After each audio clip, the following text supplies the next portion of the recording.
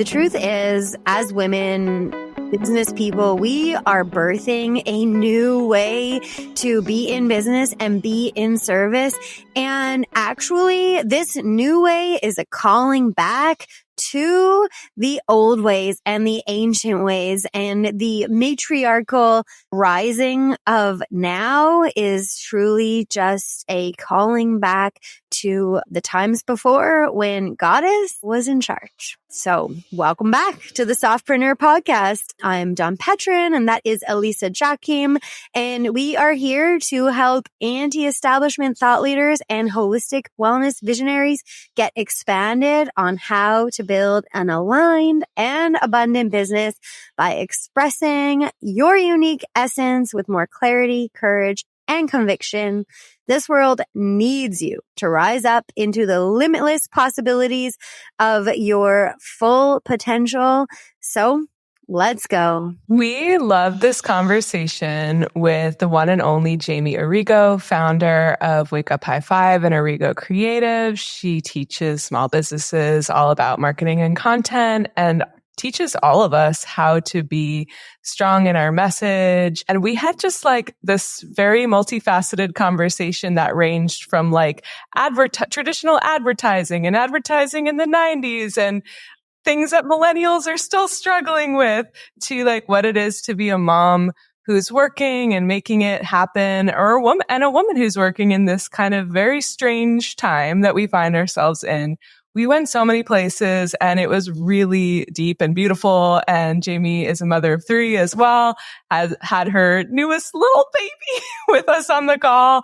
And my boy Theo was here. And it was just this really beautiful, like fabric and continuum of women, like birthing who we are together. And we were like breastfeeding on the call. It was incredible. And the conversation was so deep. And I hope you get some tea and listen to this transmission with love, because it was very healing and inspiring for us. Welcome to the podcast, women. So great to have you. We've been connected with Jamie for a couple of years now, and my connection is mostly through Elisa. So Elisa, maybe I'll let you get started and can tell everyone a little bit about Jamie before we ask her our always first question. Jamie, I don't even know if you know this, but I think I like first found out about you when I was like fangirling you on the internet, like, cause I sometimes fangirl like the amazing wellness brands that come out of California. And I think it was like Agent Nature or something. And there was some conversation. I was like, who is this? And then I kind of rabbit hole deep dive and found my way to your amazing community, Wake Up High Five for creators. And yeah, so I'm so excited to chat with you because I feel like we've been like dancing in this community dance for a couple of years now. And I feel like you have so much depth to bring to the conversation we've been having about softpreneurship and motherhood. Jamie just had a new baby. Yay! And we'll dive into that too. But we usually always start out with this question with guests, which is, do you have a spiritual practice? And is there anything you'd like to tell us about it? Yeah. So my spiritual practice is pretty basic. I pray every day. So every morning and every night I pray. So I go to bed thanking God for the day that we just had and thanking Him for my children and my safe home. It usually goes like, thank you, God, for my children and my health and my body and our safe home. And thank you for all of the abundance we have in our lives. And I wake up kind of saying the same prayer. And then I do quick meditation during the day and I journal. So I don't subscribe to any specific teachings, but I like it all. I try and take bits and pieces from the various teachings and incorporate them in my life. But it's mostly a practice of gratitude and journaling and trying to be present. And yeah, that's it. Yay. I don't know who said the quote, but if the only prayer you ever said was thank you, that would be enough, right? Thank you, thank you, thank you. So yeah, I think that's beautiful. And also, I think that's our world, right? We are in a time where like ascribing to the idea that this teacher is the right spiritual teacher and the only spiritual teacher is sort of, I want to say like over, and that we can recognize the beauty and the truths that come throughout the different spiritual teachings and take take what works, right? So yay, I love it. How many kids do you have? I have 3. I have a 9-year-old, a 5-year-old, and I have a 3-month-old who might wake up during this conversation, in which case I will have to like totally lift up my dress and nurse her because I didn't dress appropriately. But yeah, I think you're right, Dawn. The religion conversation is really fascinating. And I don't know if you guys have noticed this, but I've seen a lot of my close friends having this like return to Christianity or Catholicism or like all of their childhood religions. There's like this mass return, which I think is so beautiful because on a global level, there are so many people reaching for God. Like I have friends that are Jewish that are going to the Christian church. And so I think that it's like this overlap of, you know, beliefs and mostly people just looking for God and ritual and prayer. And I think that we're just like living in this beautiful time where it's so easy to get caught up in like the negative stuff happening. But the reality is there's just as much positive. And part of that is this like massive return to God and Christ consciousness. Yay. I love it. There was like this rejection that happened, right? This like rejection that happened where we saw we're like, oh my God, religion causes war. Like as if we didn't have religion, there wouldn't be war. Or I think about this all the time because my background is like philosophy and political science. So then I'm like, ooh, the history of the philosophy, right? But like this, like, in order to get out of under the thumb of the church, of the Catholic Church especially, there needed to be this separation of spirit and matter, right? Like Descartes, Dijon dualism, etc. And now we're on the other side. In my opinion, we weren't allowed to study everything. So they were like, let's trick people. We'll say that, you know, God exists out here, but like matter and humans and like earth, that's separate, which means we can pull it apart and we can really examine it. Now we've examined things so tiny and so big that I feel like it's really hard not to see God in everything. Yeah, I agree with you there. And I think that it's an interesting thing. I was definitely under the guise of, you know, some ideologies that totally discredited God. And I think it's just like one way to control people when you remove the connection to the higher power or you remove someone's spiritual connection. It's really disempowering, right? Because it does feel good feeling like you have somewhere to put that energy or you have something larger than yourself that you can like sort of pray to. So I agree with you. I think that for a long time, there was like this atheist movement that was like blowing through. And I still think that exists.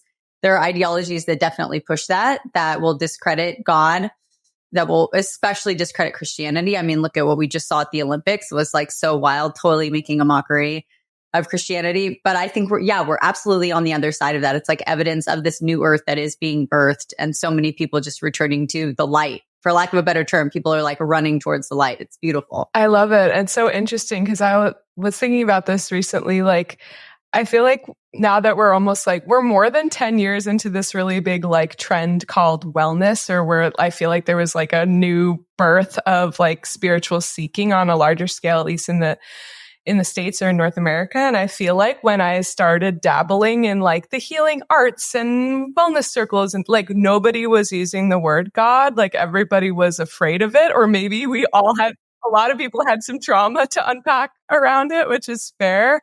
And now I say it regularly, like in circles, and I feel like I hear it more all the time. And what a win for us all as a collective that like we are getting more comfortable bringing God in the conversation and then on a personal level, like it's been fun to sort of be more comfortable progressively, like saying God in different contexts. Yes, I think you're totally right. And I was in LA for, most of my young adult life. And yeah, no one said God. It was like, I'm not religious, I'm spiritual. That was sort of like the tagline.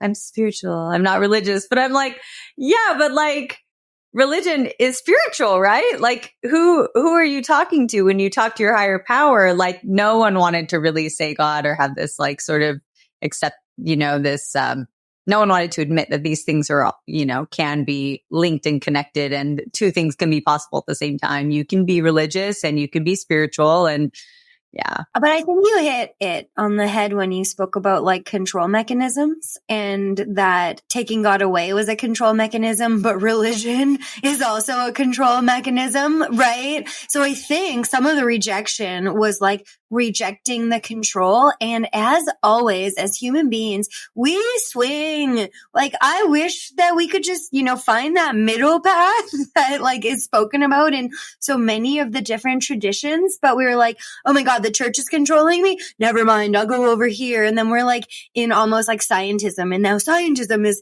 controlling me. And it stopped being like science, right? It started being almost religious.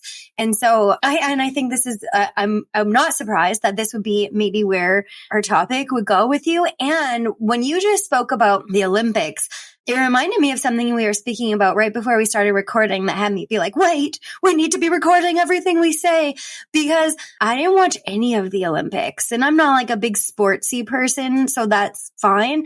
But in the past, I would have watched some of it, and I'm like, I haven't even seen that breakdancer do her silly breakdance. I've been like so far on the outside of that distraction mechanism. So I wonder if we want to talk a little bit about what you were speaking about, that these days, and this is what I see, and actually it relates to marketing, because I want to talk about commercials for a second. When we were growing up, commercials were pretty like blatant, right? I mean, we're all 80s babies, I'm pretty sure. So commercials were pretty like, I wouldn't say like blatant, but in a different way than now.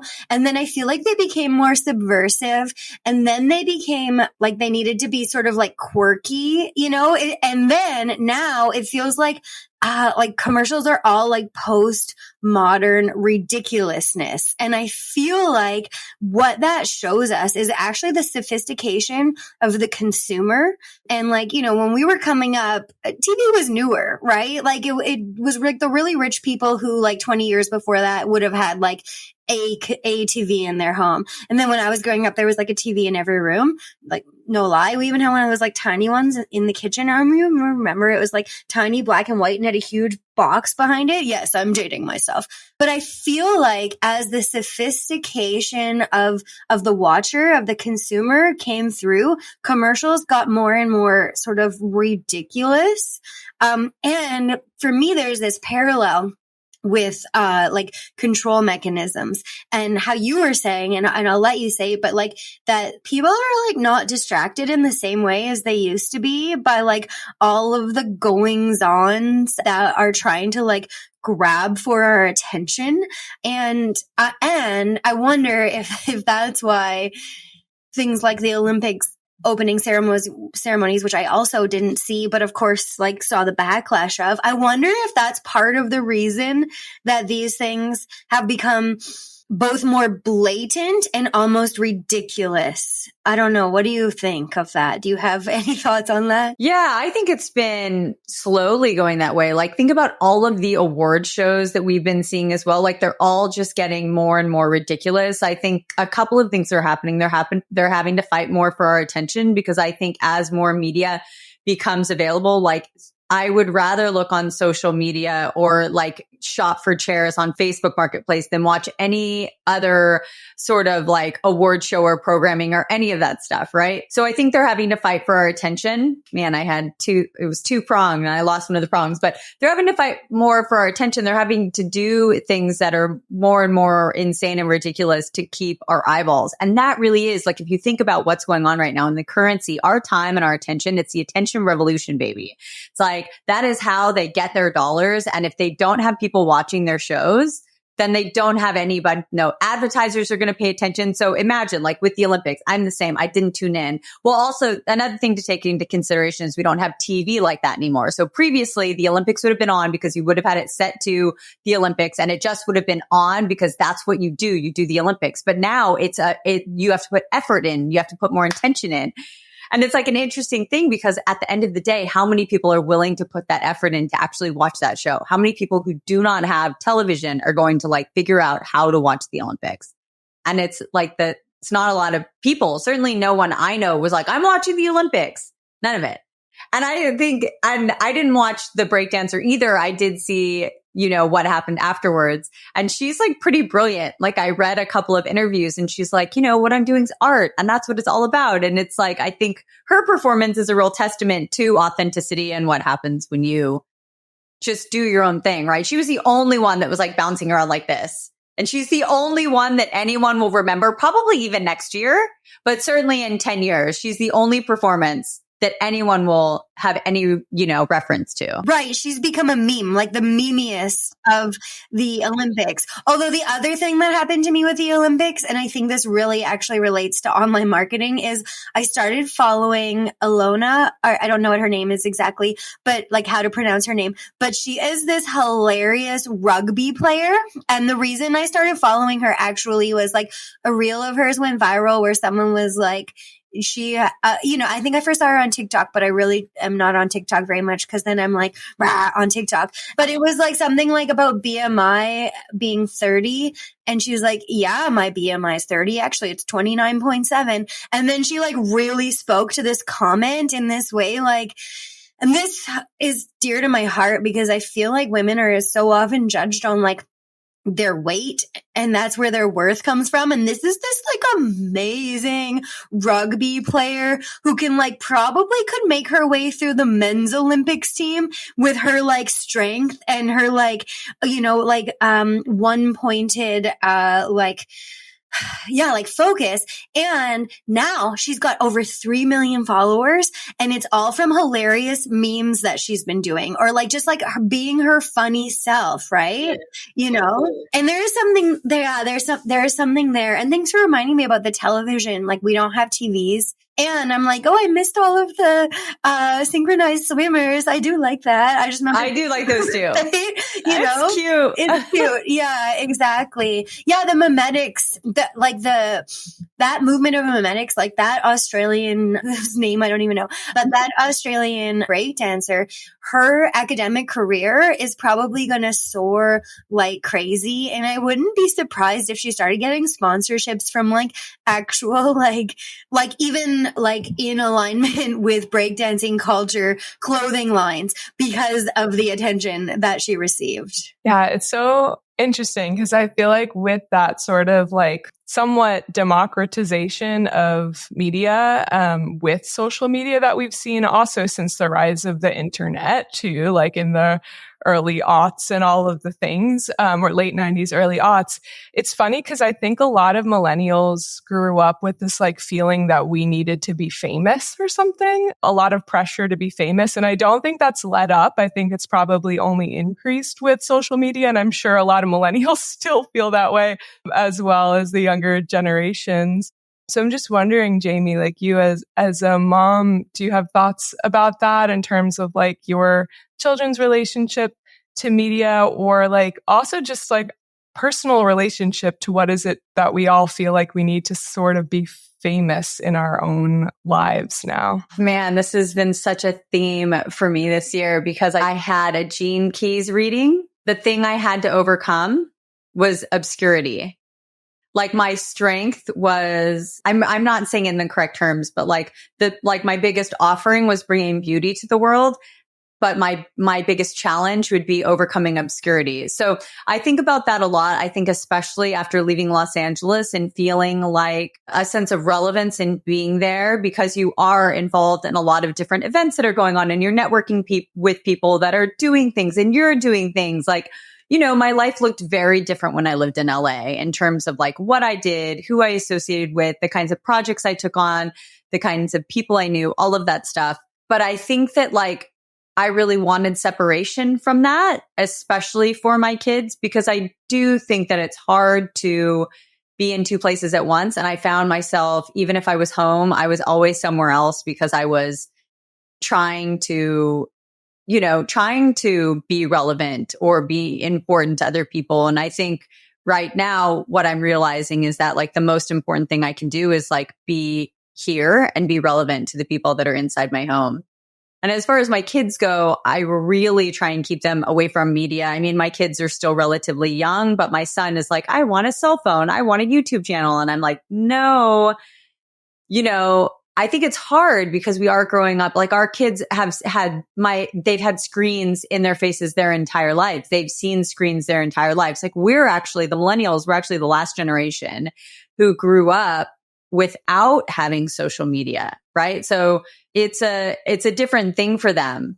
But I think like as the longer you can hold it off and the more you can like really instill their values coming from, who they are at home and the relationships they have. And I really think happiness is achieved through not necessarily accomplishments, but like projects. And like my son plays the guitar and he's like a very good artist, and like trying to build their confidence up in that way so that they don't have to have anything external validating them or making them feel important. For me, it's like, I want my son to be really confident in the things he does, regardless of if there's a screen in front of him, which I don't know that I necessarily possess that. I think that we're kind of programmed to think like if it doesn't happen on the internet, it doesn't happen.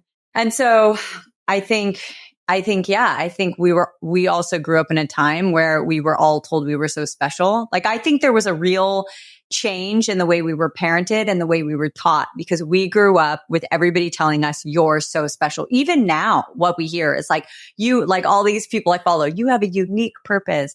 We do.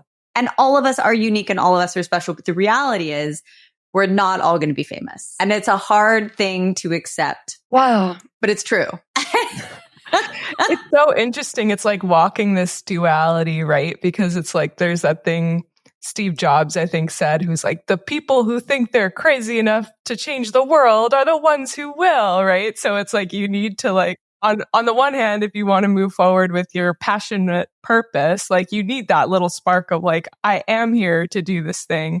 And then at the same time, that reminded me of like this advice that felt so life-changing when I was like maybe 25 and I'd wanted to be an actress in New York, and I got an Alexander lesson, like this mind-body lesson for actors, which funnily enough, Alexander was one of the modalities that kind of brought me into the healing arts and stuff. But this teacher, who's probably like 30, 40 years older than me, he was like, strive to be ordinary.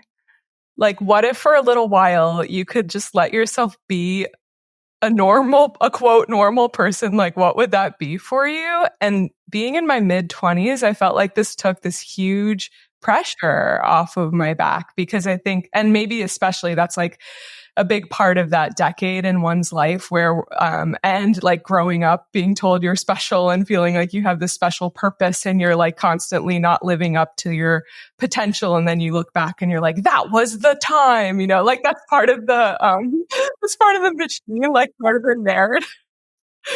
But yeah, I will kind of like put that there because I feel like I could go in 20 directions right now. I have a direction for us to go in, and it's calling back to the democratization, maybe of fame, and also control mechanisms. So I think that in the past, pre-social media, there were a couple ways to be famous, right? Like you could become an actor, you could become an athlete, you could become like someone in the government, or like maybe like an academic, but you'd have to like win a Nobel Prize or whatever. Like a writer, you could be a big, like an artist that got chosen. It seems like in the past, the only way to get in front of people was to be like chosen. I mean, we look at Hollywood, right? And the stuff that comes out about Hollywood where like who was actually running the studios. And, if we look at things like, oh, shoot, I forget the regular term for it right now.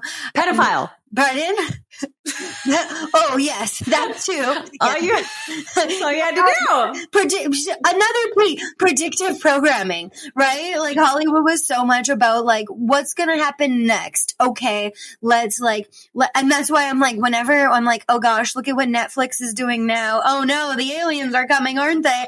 Right? You can like see what revelations or like movements that they're going to want us to be okay with based on like Hollywood, like, or whatever, all a smoke and mirror show, and like art, and people are like, oh, it's just art. And you're like, well, yes. And now, so now there's been social media. There's like democratization of fame where like, we've got niche celebrities, right? Like people who like, maybe they don't get like billions of views, but they get millions of views in like the exact right community or the exact wrong community. I convinced one of our coaching clients to go on TikTok, and I was like, you're gonna go viral. She went viral right away, but she's like a relationship, a marriage coach with like tons of counseling experience and stuff for women. And she went viral with like the angry incels of TikTok. So there's like, thousands of comments, and she's like, never mind, no more TikTok. So anyway,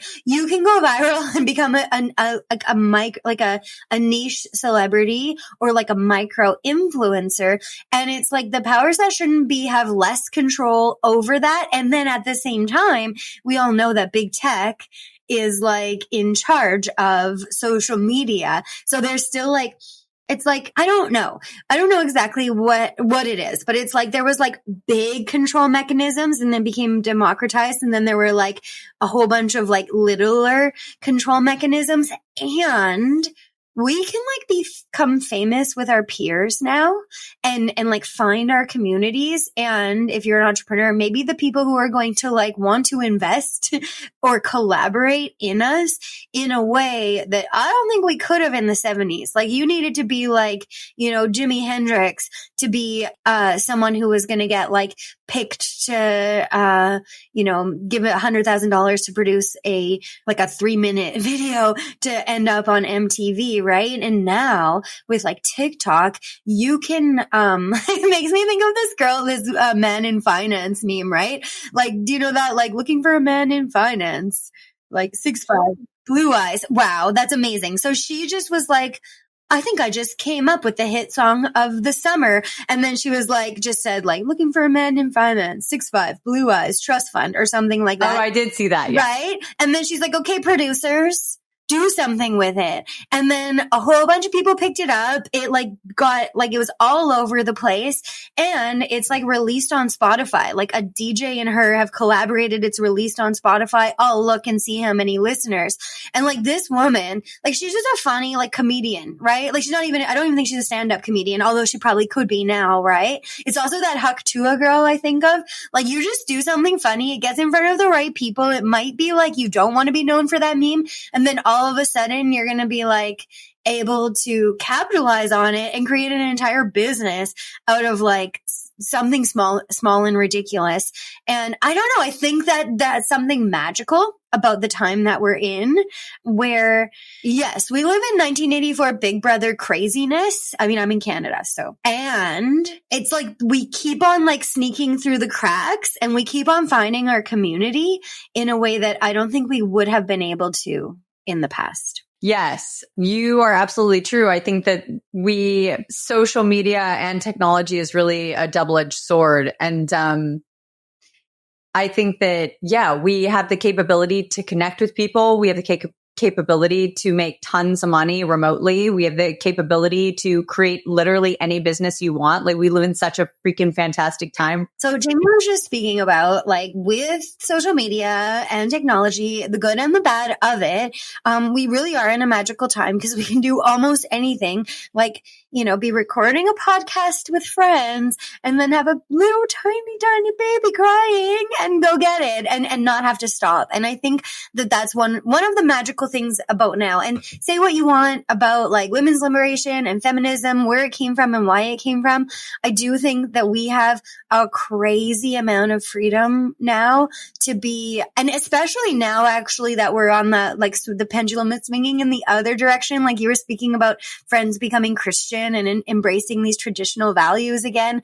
And I think like the role of mother seems to be back and stronger than it used to be. And that's a swing, not that that's everywhere, but like women are actually claiming like their power in relation to being like womanly, not like, I always think of Margaret Thatcher and like how in the 80s, the only way to be a powerful woman was to be like a man, you know, or to act like a man. But now I feel like we've come to this magical place, just like how like science and spirit might be coming back together. I think like womanhood, motherhood, and like Shakti, like divine power has come back as well. And like now I feel like you can be a woman who is expressing her talents and maybe even like, you know, trading for currency, like being in business, and you can still prioritize your cutest little baby ever and your family, right? In a way that like, I feel like in the 90s and the early 2000s and even 2010s,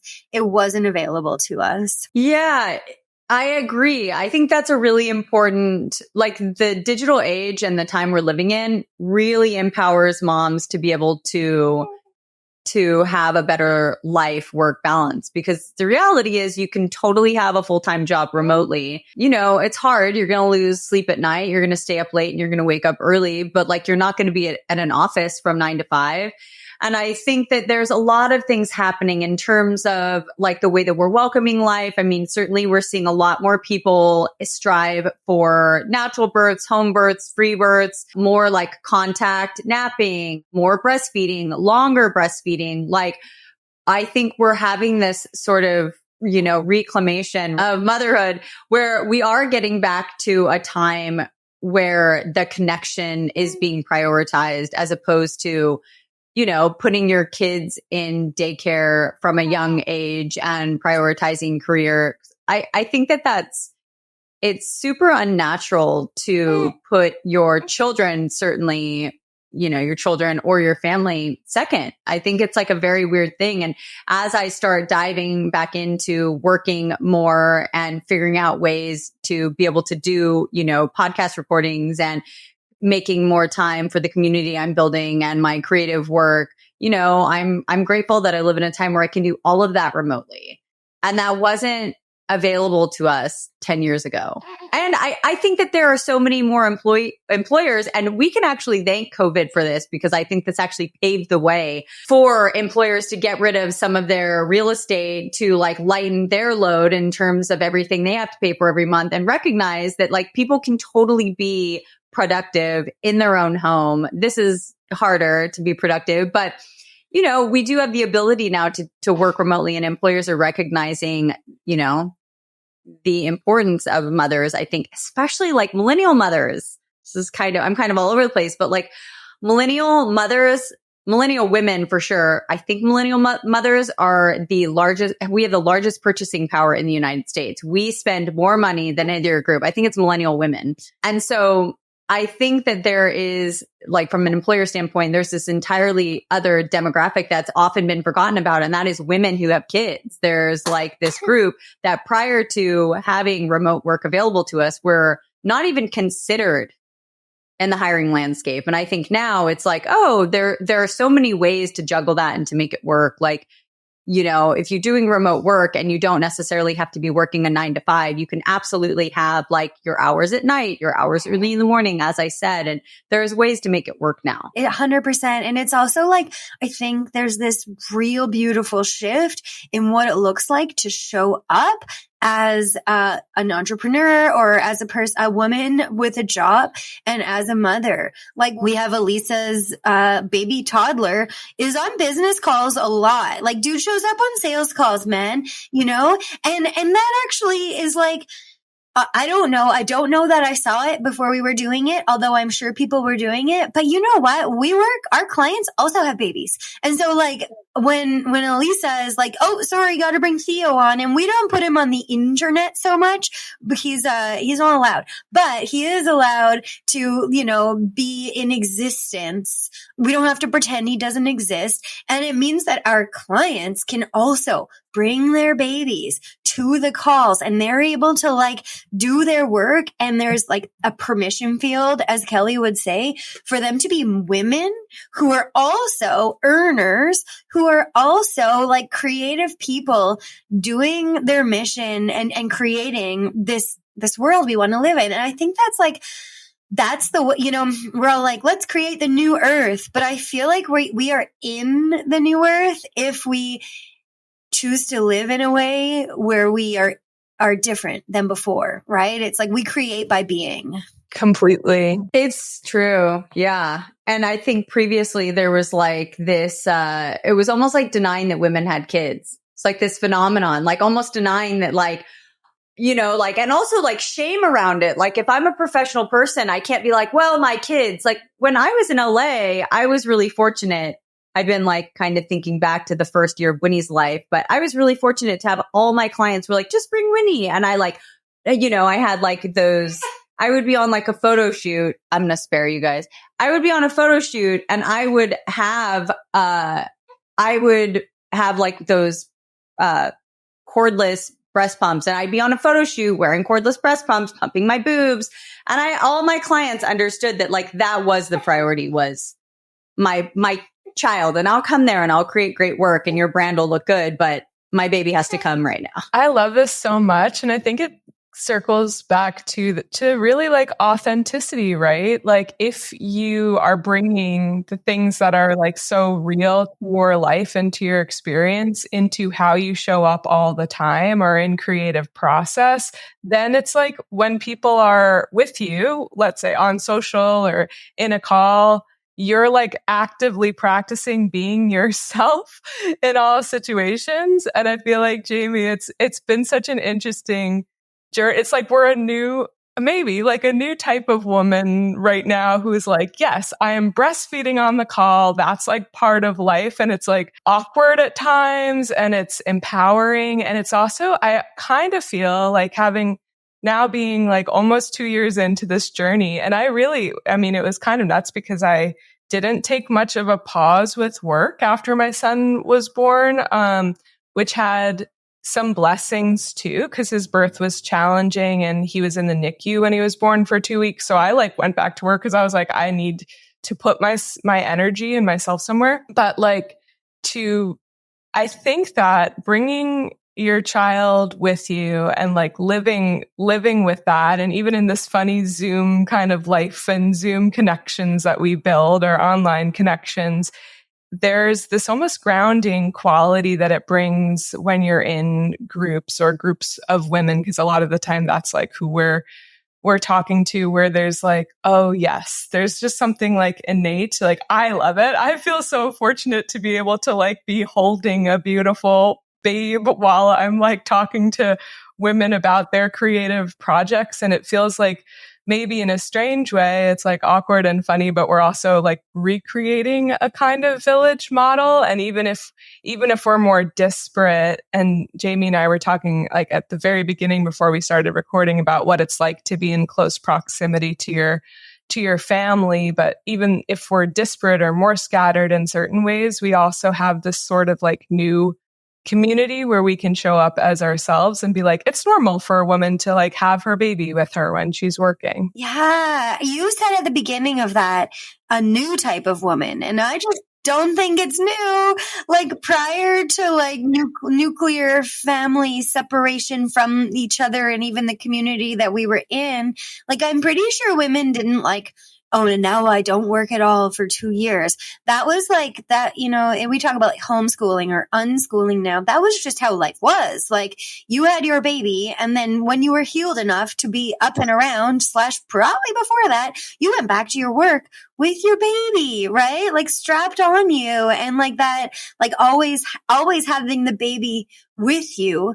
But like, it's not like I'm thinking about like indigenous tribes in North America. And I don't know all of that, of course, but like, they're like just, you go back and you keep gathering, right? Or you're nomadic and it's not like you have your baby. And so you're like, well, actually I'm just gonna stay in this, longhouse now, even though it's like the rest of my tribe is now had heading like up into the mountains. And so I liked what you said, reclamation, like feels like a reclamation of the feminine, and also like a reclamation of the feminine, but like of a long time ago feminine, at least for the, like those of us from European descent, where we have been like separated since before history, right? But when the woman was really, back in our matriarchal past, I am certain that woman kept her power when she had a child. She didn't become, and not that like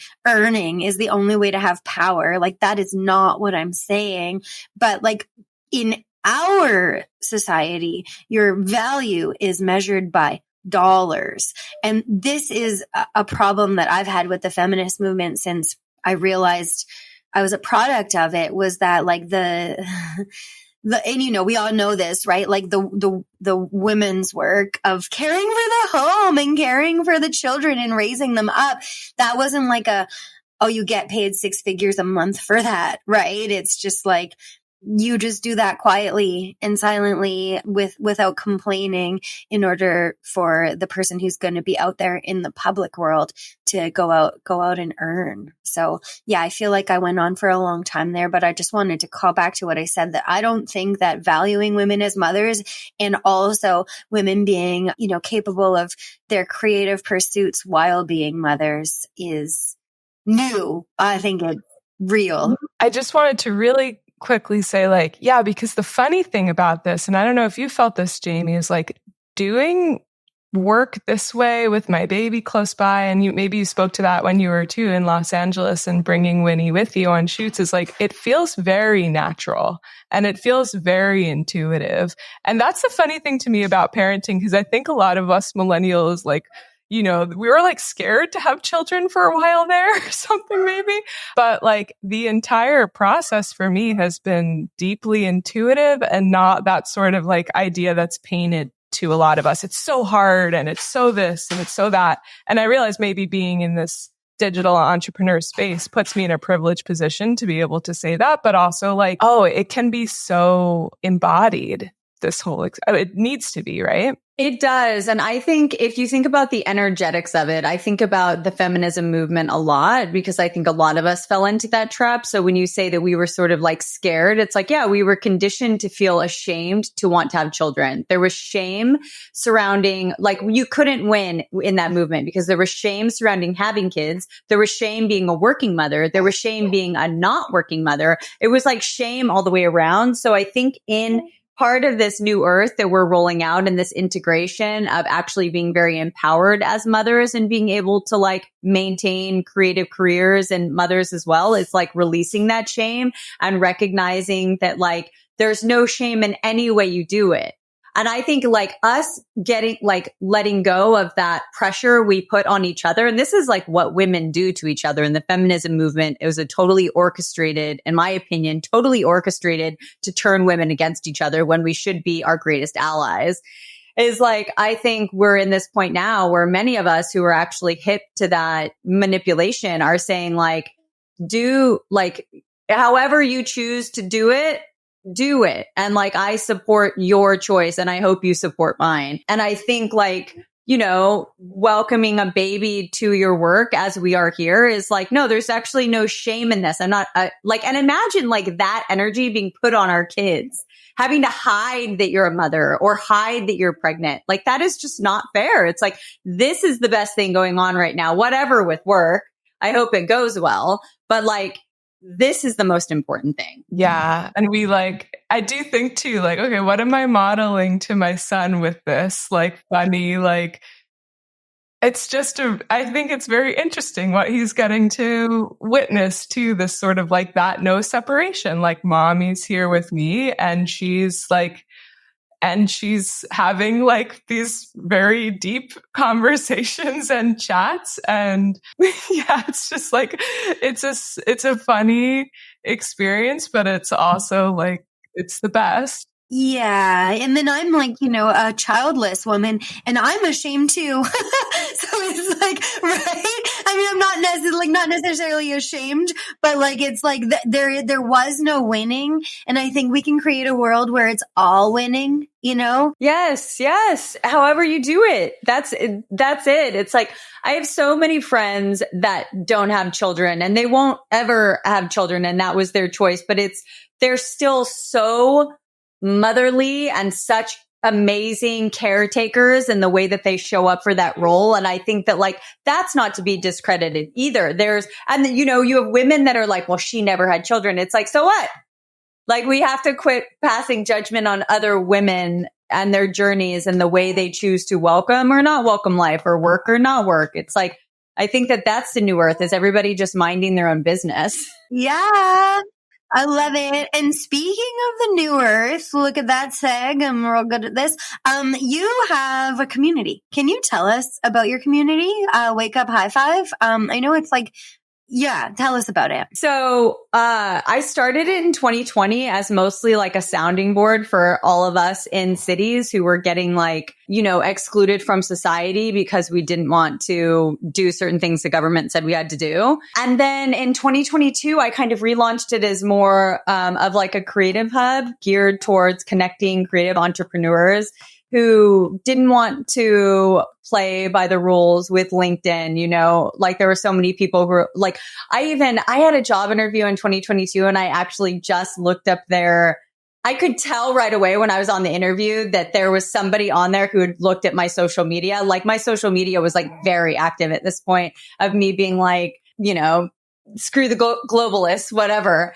But I could just tell like she was on the interview like this the whole time, I was like, oh, this is not good. I just looked at their social media and I was like, oh, it's so woke. I would have lasted like 2 weeks there. Like the cultural, the company ethos and the culture of those companies. It's like, dude, I'm never, ever going to be quiet and I'm never going to be like, I'm Jamie Arrigo. I'm a she, her, and whatever. Not like if you want to put pronouns in your bio, more power to you, but I'm just never going to play that game. And so I created this community for other creatives who want to collaborate and connect with people who are like-minded. So inside the community, I try and connect people for various projects. And that's kind of the main goal. Like we're introducing new programs and courses inside. Like right now we're doing a website mastermind to help people like revamp their website. So we basically have 8 of us and we'll like meet to review each other's websites. And I basically just try and like get people connected so that they can create work and not have to worry about censoring themselves. Cause I think a lot of us, self-censored over the last few years to keep work. Like I can't tell you how many people were like, I feel the same way you do, but I have to wear a mask or I have to get a fake paper because I have to keep my job. And I just like, don't think there's any power in that. Like you're back to the shame frequency. And I don't believe in it. So yeah, that's why I created it. It feels like a truly inclusive community. And I feel like we're not even allowed to say inclusive anymore, right? Because like inclusive actually means like exclusive, like inclusive to everyone who agrees with us. Yeah, I love it. And I love this. Like you started by saying like we're people who don't want to play the LinkedIn game. Cause yeah, if you can figure out how to make those things work for you, oh heck yes, right? Like that's awesome. But if we could just like be in community and with a group of people who like wanted to support us to rise in our businesses, in our lives, etc., without needing to be like, oh, I think I'll do a POV be real because I heard those are doing really good if my looping sound is really short. So then people watch it a lot. Like that feels real nice. It's nice. We also have a really good book club. Right now we're reading Africa Brooks, The Third Perspective, which is great. I mean, I think it's really good to join with people in community and just try and find others who, want the same things we want, which is, a truly equal playing ground when it comes to hiring for jobs, a meritocracy. I felt like there were like maybe like 5 years that have existed in the last 5,000, I don't know how long, but like at least 2,000 years where you could like be proud to be a woman and also to be from like a European descent.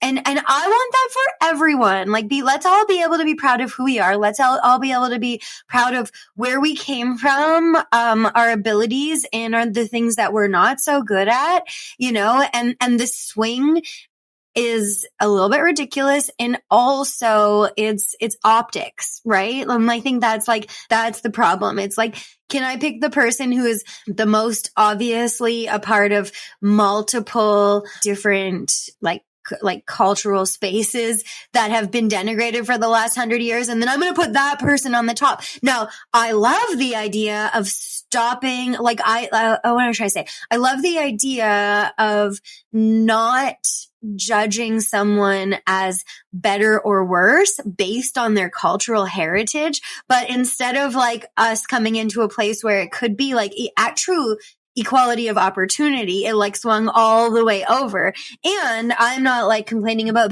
being a white woman at all. And it's interesting because so many of the precepts of the woke, if you take them a little bit, feel really good, right? Like, because there's a lot of true goodness in it. And when you go too far, you end up excluding and shaming, like you said. And there are things that we're not in control of that. I mean, we might have, I do kind of believe we choose our parents, before we come, but that was a long time ago. That was prior to like being a cognizant human in a body. Well, I think you hit the nail on the head. Like if you think of the most empowered we feel, well, if you think of things on an energetic scale and the most empowered we feel, like when we're enlightened and we're in love and all of those things and we feel truly unstoppable, right?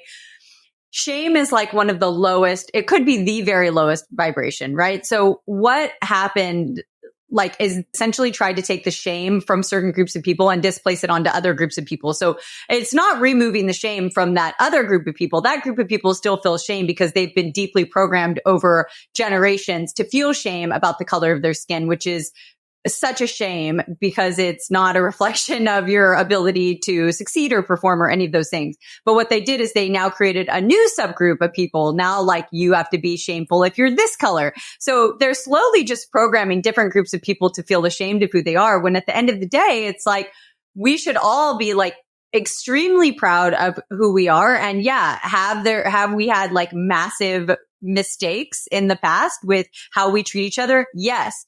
Do we continue to treat each other poorly based on our beliefs, our skin color? Yes. But does that have to affect all of us on an individual basis and really control the way we move forward into this next phase of humanity? No, it doesn't.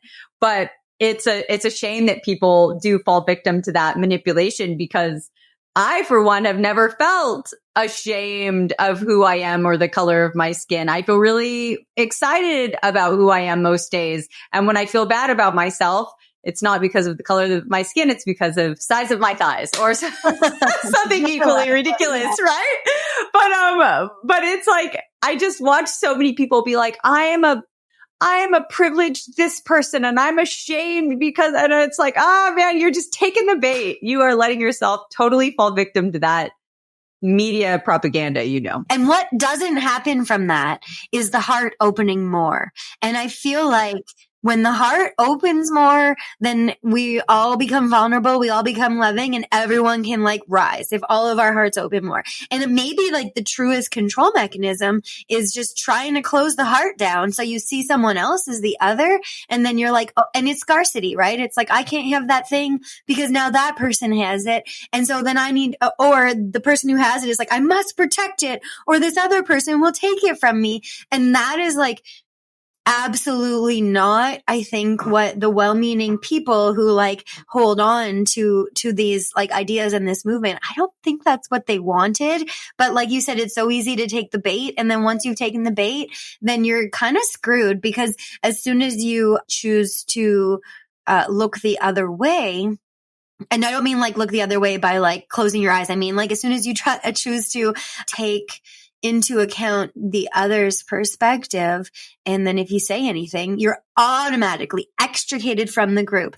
And that is like human beings, our most basic need is belonging, like oxygen and then belonging and then food. I mean, maybe that's the scientists will be like, wrong. We need food and water and then belonging. But like, why would we even want food and water if we didn't belong anywhere? Right? Like, why would we want to live without that belonging? And I think that exclusionary way of being is perhaps even stronger than I mean, or maybe that's what wars are too. Like it feels like that is the strongest control mechanism is exclude and then we feel lost and then we just do as we're told. And I don't know, man, that's not my vision for the collective, you know? But Jamie, what's your vision for the collective? Yeah, I think everything you just said was really right on. And the goal of all of this, I think, is to split us into smaller and smaller groups. So I think that that's why they, you know, it's like we're all humanity. We're all up here. We're human beings having this, or, you know, we're spiritual beings having this human experience, right? But then they're like, but wait, you guys are colors. So now you have to separate into colors. But wait, you're genders. Now you have to separate into genders. But wait, you're a part of this party. You're a part of that party. So that is the dark energy really wants us divided by all of these very superficial things so that we forget our collective humanity and the fact that most of us at our core want exactly what you said. We want food, water. We want to belong. We want safety. We want healthy children. We want healthy environments. It's like very basic. And I think, you know, my vision for the new earth is everybody taking radical responsibility for their lives and recognizing that what we're seeing right now, both the good and the bad, is truly a manifestation of our own inner struggles. And, you know, all of the good stuff we see, all of the bad stuff we see, we are co-creating that. And I think that the more we recognize that, the more we take ownership of our day-to-day lives, like the simple parts, the better life is. I think that it's so easy right now to put our focus on what's happening all around us. But when you do that, you're not really taking responsibility for what's happening in your own home. And I think that that's where the magic really happens. And that's where things start. That's like the building block. If you maintain a safe home with happy children, your children are going to go out and they're going to make other people happy. If you have a good relationship with your spouse, you and your spouse are going to go out and you're going to make other people happy. And we have so much focus on things we can't control that we feel powerless and we feel like we're spinning out. But I think in the new earth, we all recognize our own part that we're playing in both the beauty and the destruction of the planet. Thank you, Jamie. Makes me think about what Wayne Dyer used to say. It's like if you walk around the world looking to be offended, you'll find a reason to be offended, right? And he used to say that the thing like when you squeeze an orange, what comes out? Juice, because that's what's inside. And it's like when you get squeezed, what comes out? It's what's inside, right? And so like, can we walk around this earth when we get squeezed, like sharing love, like, or like letting the love pour out of us? I've been making a strange, juicy metaphor, but yeah, thank you so much. Thank you for sharing your vision with the collective, for the collective with us. Thank you for creating a community for creatives to connect and find each other and get inspired. And it's really, I'll just reflect that it feels like a space where people that want to do work that is beautiful or artistic or just like seeing things differently, or innovators are coming together. And amazingly, I joined right after having a baby, and it was such a nice feeling, like to, I guess maybe this full circle moment in this conversation, to be like, oh, I'm, you know, at home with my baby doing this whole like work business owner thing, and I have other creatives I can connect with in this very like liminal transitional time in life. So thank you for what you are bringing forward in the collective already. Yeah. Thank you, Elisa. It's been really nice getting to know you and your work. And I love what you guys are putting out. I think what you guys are contributing is really beautiful. And you're definitely, you know, walking the walk and creating work that is having a ripple effect around you with like positivity, even the people you're working with and the messages you're putting out and all of it. And I've seen, you know, Elisa, I've like watched you like really step into this powerful place, and it's been a really beautiful thing to watch. And so, yeah, I'm humbled that you guys asked me to be on, and I'm grateful to share this time with you. So thank you. Oof, thank you so much. Yeah, I agree with Elisa. Thank you for doing the work you're doing. And yeah, thanks for witnessing Elisa step into herself, right? I think we were all hiding. And that's the beauty of that community, is that you're creating a space where people don't need to hide. And oof, don't we all need that? So speaking of that, where can people find you, Jamie? Where's the best place for people to find you? Man, I have so many, so many feeds and things. You can find, if you want to learn more about the community, wakeuphighfive.com. And that's Instagram is at wakeuphighfive. And I'm Jamie_Arrigo on Instagram and Twitter. I have like 50 Twitter followers, but I'm going to start being more vocal on Twitter because it's kind of a fun place to hang out, I'm finding. So. Oh, love it. Okay. Figure out how to make it work and then come back and tell us all. That's not fair. Are you guys not on Twitter? Oh my gosh. I'm so shocked because I feel like it's a good place for business, for, connecting over business stuff. So, all right. Yeah, I'll let you know. If any of our listeners are really good at Twitter X, send us a DM. Oh, X. That's how often I'm on it. I don't even know the name of it. Twitx. Twitx. Yay. Oh my God. Imposter syndrome. You caught me. No, I think it's still also, I think you still tweet on X. So, we can't trust Elon to come up with names that we can pronounce. So we'll just let it be at that. Yay, Jamie, thank you so much for being here. And excited to connect more. Thanks so much, guys. I'm looking forward to hearing the episode, and thanks so much for having me. Thank you so much for tuning in to this episode of the Softpreneur podcast. If it resonated with your ethos and your soul, we would be so grateful to you if you leave a review wherever you listen to your podcast. This helps us grow so much, and it also helps more visionary business owners find the show so they can make their dream life their real life. So many blessings and love.